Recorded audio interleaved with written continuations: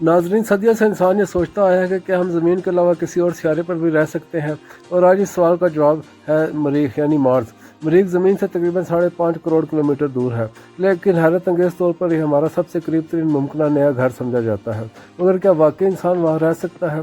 सबसे बड़ी रुकावट है मरीख का माहौल। वहाँ ऑक्सीजन न होने के बराबर है, दर्जा हरारत -60 से नीचे रहता है, और स्पेस रेडिएशन इंसान के लिए बहुत ख़तरनाक है। लेकिन साइंसदानों के पास इसका हल भी मौजूद है।